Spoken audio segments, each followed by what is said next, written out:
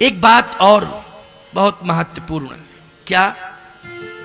शिवजी ने मोक्ष के 3 स्वरूपों को स्वीकार किया है, अपने पास रखा है। 3 मोक्ष के जो साधन हैं 3, उनको अपने पास रखा है। आप कहो कि मोक्ष के कौन से 3 साधन हैं? एक तो गंगा जी, गंगा में कोई स्नान करे, बोलो मोक्ष मिलेगा कि नहीं मिलेगा? मान्यता तो यह है कि कोई व्यक्ति कहीं पैदा हो, कहीं कर्म करे और कहीं मरे, लेकिन तरने के लिए गंगा जी में आना पड़ता है कि नहीं? अस्थि विसर्जन कहाँ करते हो? गंगा में आके करते हो। तो गंगा मोक्षदायिनी है। गंगा गंगेति युब्रुवात योजना नाम सतैरपि मुच्यते सर्व पापेभ्यो ब्रह्म लोकेश गच्छति। गंगा की बड़ी महिमा है। गंगे तो दर्शनात् मुक्ति, दर्शन करने मात्र से मुक्ति मिल जाती है। लेकिन भगवान शंकर ने गंगा को अपनी जटाओं में रखा, बोलो सिर पर है कि नहीं? इसका मतलब है मोक्ष का साधन शिवजी के पास है। अगर शिवजी के पास आप पहुंच गए तो गंगा जी अपने आप उद्धार कर देंगी कि नहीं कर देंगी? क्योंकि उनकी जटाओं में रहती हैं। ये तो प्रवाहित होने लगी, भागीरथ के प्रयास से प्रवाहित हो रही हैं, लेकिन वस्तुतः हैं कहाँ वो? भगवान शिव की जटाओं में। दूसरा है मानसरोवर। ये मानसरोवर कहाँ है? तिब्बत के भूखंड में। आजकल तो वो चीन के अधिकार क्षेत्र में आ गया। हम लोगों का जाना मुश्किल पड़ रहा है, लेकिन फिर भी विकल्प खोजे जा रहे हैं। ऐसा नहीं है कि हमें कैलाश से और मानसरोवर से वंचित कर दिया जाएगा। भारत इतना शक्तिशाली देश है कि जहां जहां आध्यात्मिक संस्थान हैं उनको सुरक्षित करने के लिए वर्तमान की सरकार पूरी तरह से कृत संकल्पित है। होना भी चाहिए। मैं कहता हूं इसमें पार्टीवाद की बात नहीं है, आस्था की बात है। हमारे देश में कितने ही दल क्यों ना हो, लेकिन मानसरोवर बोलो हमारे देश की प्रतिष्ठा है, पार्टी की प्रतिष्ठा नहीं, हमारे देश की प्रतिष्ठा है। बोलो है देश की प्रतिष्ठा की नहीं? हमें देश के गौरव को सुरक्षित रखना है। पार्टियां आती जाती रहती हैं, लेकिन हमें अपने देश को गौरवान्वित करना है। ये हमारी धरोहर है। मानसरोवर ये हमारी धरोहर के रूप में है कि नहीं? लेकिन प्यारे, मानसरोवर भगवान शिव के अधिकार क्षेत्र में है। भौगोलिक दृष्टि से देखोगे तो आपको लगेगा कि तिब्बत में है, लेकिन वस्तुतः भगवान शिव के चरणार बिंदुओं में प्रवाहित हो रहा है। तो ये मानसरोवर किसकी देन है? भगवान शिव की देन है। बोलो है कि नहीं? और किसकी शरणागति स्वीकार किए हैं मानसरोवर, जिसमें स्नान करने से मोक्ष मिल जाता है? वो भगवान शिव की शरणागति स्वीकार किए हैं। इसलिए वर्तमान में आप देखेंगे तो भगवान शिव के चरणार बिंदुओं में प्रवाहित हो रहा है मानसरोवर। मानसरोवर में जो स्नान करता है उसे मोक्ष मिलता है। लेकिन प्यारे, चरणों में स्थान दिया है मानसरोवर को भगवान शिव ने। गंगा जी को सिर पर स्थान दिया है। एक भाव इसमें एक और निकल के आ गया, बड़ा विलक्षण। क्या? सिर के ऊपर कोई बैठा हो तो ये बहुत अच्छी बात नहीं, सीधी सी बात। क्यों भाई? सिर के ऊपर वजन रखा हो तो मुझे तो नहीं लगता है कि ये बहुत अच्छी बात है सिर के लिए। बोझ क्या है? बोझ। अच्छा, जो लड़का अकर्मण्य होता है तो बाप यही कहता है कि हमारे सिर पर आज भी भार बना हुआ है। क्यों भाई? बैठा ही है वो, सिर पर भार बना है, बैठा है, भार बना है। बाप को संतुष्टि नहीं होती है क्योंकि बेटा बोझ बना बैठा हुआ है, संतुष्टि नहीं होती। कभी कभी कोई व्यक्ति बहुत ज्यादा बढ़ चढ़ के बात करता है तो लोग कहने लगते हैं यार तुम मेरे सिर पर बैठ गए हो। क्यों भाई? कहते कि नहीं लोग? इसका मतलब है सिर पर बैठने का कोई औचित्य नहीं होता है। गंगा जी को भी शिरोधार्य किया है। उसमें 2 भाव हैं। एक तो भगवान विष्णु के श्री चरणारविंदों से, नारायण के भगवान के श्री चरण से निकली हैं। तो नारायण के श्री चरण से निकली हैं गंगा जी, इसलिए सिरोधारी कर लिया गंगा जी को। दूसरा भाव ये है कि जब गंगा आ रही थी तो प्रबल वेग था, लगता था कि सारी दुनिया बह जाएगी, तो भगवान ने गंगा जी को अनुशासित किया और अपनी जटाओं में समेट करके सिरोधारी कर लिया, पूरे विश्व की रक्षा की। इतना प्रबल वेग था। अभी कुछ समय पहले, कुछ वर्ष पहले एक केदार खंड में भूकंप आया। भूकंप नहीं, उसको महाप्रलय कहा जाएगा, क्योंकि जल का प्रलय था, धरती नहीं कांपी थी, वो तो जल की धार थी। इसका मतलब है महाप्रलय, इसी को कहते हैं महाप्रलय। लेकिन वो महाप्रलय एक विशेष भूभाग में था, केदार खंड में। लेकिन आपने देखा होगा कि वो ऐसी जल की मोटी धार गंगा जी की निकली कि उसने पूरा का पूरा केदार खंड प्रवाहित कर दिया, बोलो नष्ट कर दिया था कि नहीं।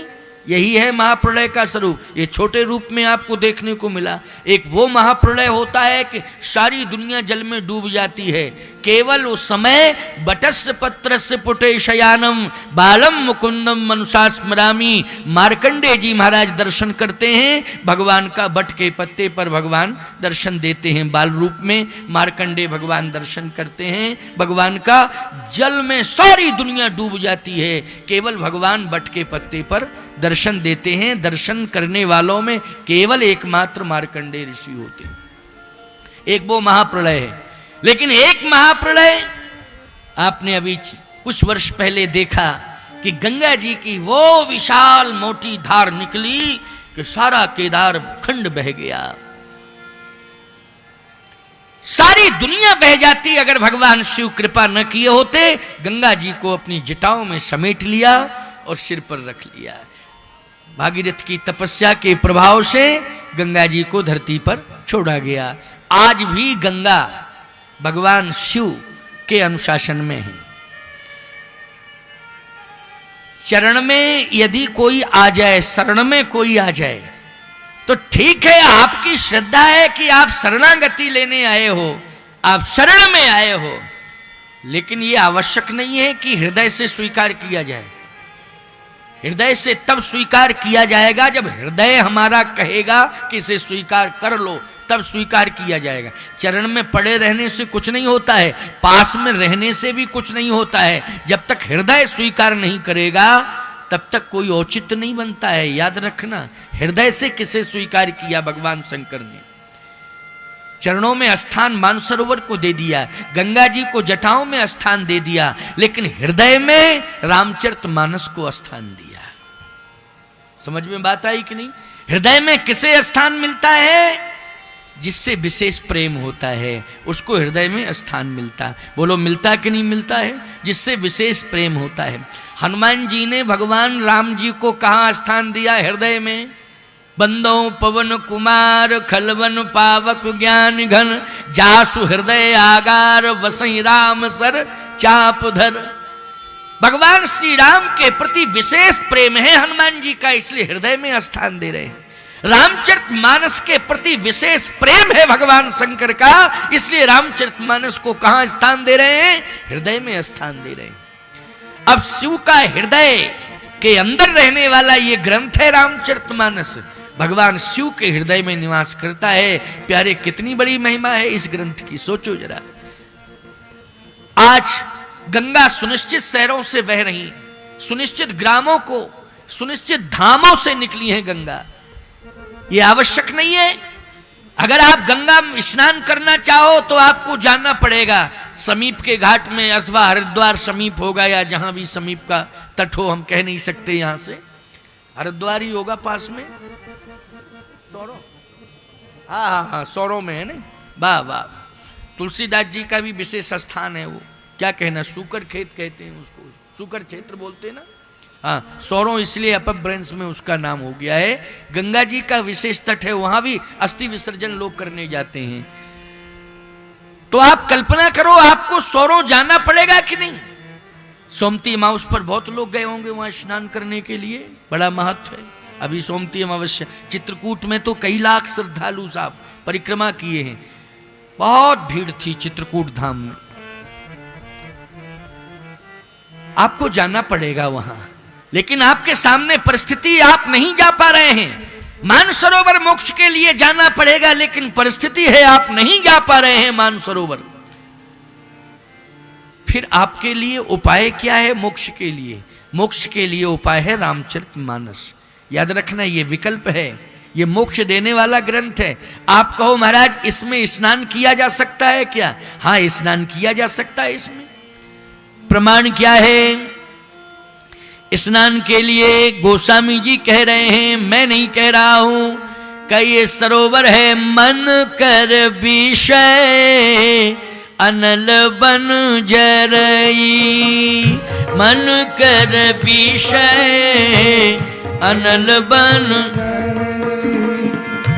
होई सुखी जो यही सर परई। होई सुखी जो यही सर,